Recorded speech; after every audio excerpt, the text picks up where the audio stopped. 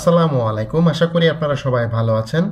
বাংলাদেশ সেনাবাহিনীর জন্য একটি বিশেষ সুখবর। সেটা হচ্ছে বাংলাদেশ থেকে ৭২৫ জন সেনা সদস্য নেবে কাতার। ৭২৫ জন সেনা সদস্য পার্মানেন্টলি সেখানে যাবে এবং সেখানে বিভিন্ন দায়িত্ব পালন করবে। বাংলাদেশ সেনাবাহিনীর জন্য এটা আসলেই একটি সুসংবাদ। কাতারে বিভিন্ন ক্ষেত্রে দায়িত্ব পালনের লক্ষ্যে বাংলাদেশ থেকে ৭২৫ জন সেনা সদস্য নেবে। আগামী ২ মাসের মধ্যে বাংলাদেশ থেকে এই সেনা সদস্য নেওয়া শুরু হবে। এখানে আপনারা কিছুদিন আগে জানেন যে অন্তর্বর্তীকালীন সরকারের প্রধান উপদেষ্টা ডক্টর মোহাম্মদ ইউনূস তিনি কিন্তু কাতারে কিন্তু গিয়েছিলেন এবং সেখানে কিন্তু বিভিন্ন জনের সাথে দেখা সাক্ষাৎ করেছেন, ব্যবসা বাণিজ্যর কথা বলেছেন এবং কাতার সেনাবাহিনীর উচ্চপদস্থ কর্মকর্তার সাথেও কিন্তু বৈঠক করেছেন এবং সেখানে যে তিনি বলেছেন যে বাংলাদেশ নিয়মিতভাবে কাতারে আসলে যেতে যাচ্ছে কাতারে এবং বড় সংখ্যক একটি দল পাঠাতে চাচ্ছে। আপনারা জানেন যে বাংলাদেশ সেনাবাহিনীর বিভিন্ন মিশন আছে, ইউএন মিশন, কুয়েত মিশন এবং আরেকটা মিশন চালু হতে যাচ্ছে, সেটা হচ্ছে কাতার মিশন।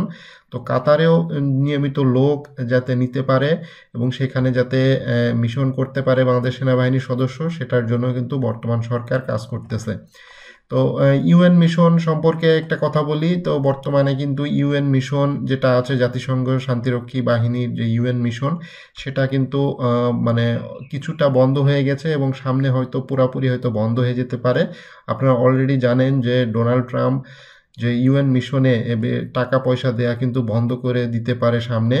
তো ডোনাল্ড ট্রাম্পের সরকার আসলে এই ধরনের মিশন সংক্রান্ত বিভিন্ন সেবামূলক কাজে টাকা পয়সা ব্যয় কম করতে চায়। তো সেটার ফলে কিন্তু এই ধরনের মিশন কিন্তু সামনে বন্ধ হতে পারে।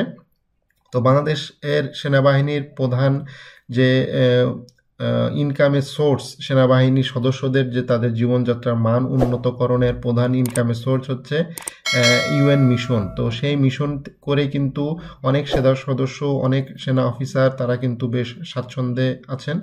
তো এই জিনিসটাকে কন্টিনিউ রাখার জন্য বর্তমান এই সরকার কুয়েতের সাথেও বেশ কিছু আলাপ আলোচনা করতেছে এবং কাতারেও কিন্তু বেশ আলাপ আলোচনা করেছে এবং আগামী ২-১ মাসের ভেতরেই যেটা হবে যে কাতারে সেনা সদস্য যাবে মিশনের জন্য এবং ৭২৫ জন সেনা সদস্য কিন্তু যাবে এবং ২ মাসে তাদেরকে নেওয়া শুরু হবে। এবং কুয়েতে দীর্ঘদিন ধরে বাংলাদেশ সেনা সদস্য কর্মরত আছে, একইভাবে কাতারও বাংলাদেশের নিয়মিত সেনা সদস্য নিতে চায়। প্রতি ৩ বছর পর পর ৭২৫ জন করে সেনা সদস্য নেওয়া হবে এবং এটা সংখ্যা আরও বাড়ানো হবে, অর্থাৎ প্রতি ৩ বছর পর পর। আপনারা জানেন যে কুয়েত মিশনও কিন্তু ওরকম ৩ বছর ৪ বছরের একটি মিশন হয়ে থাকে, সেখানেও অনেক সেনা সদস্য আছে এবং কুয়েত বাংলাদেশ আর্মি সহ কুয়েত আর্মি বাংলাদেশে এসে তারা কিন্তু সিলেকশন করে নিয়ে যায় বাংলাদেশ সেনা সদস্যদের।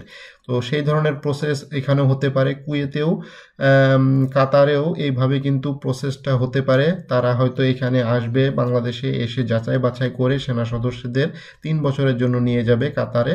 তো সেইভাবে কুয়েত এবং কাতার মিশন এখন মোটামুটি আস্তে আস্তে চালু হওয়ার পথে, যেটা হচ্ছে ইউএন মিশন হয়তো খুব শিগগিরই বন্ধ হয়ে যেতে পারে। তো তারই একটি ব্যাকআপ হিসাবে কুয়েত এবং কাতার মিশন বাংলাদেশ সেনাবাহিনীর জন্য একটি বড় সম্পদ হতে পারে। তো আগামী কিছুদিনের ভেতরে এটার প্রসেস আপনারা হয়তো দেখতে পারবেন নিউজ পেপারে বা খবরে, কিন্তু এটা খবরটা চলে আসবে। তো আশা করি ভিডিওটি ভালো লেগেছে। চ্যানেলে যারা নতুন আছেন অবশ্যই চ্যানেলটি সাবস্ক্রাইব করে রাখবেন।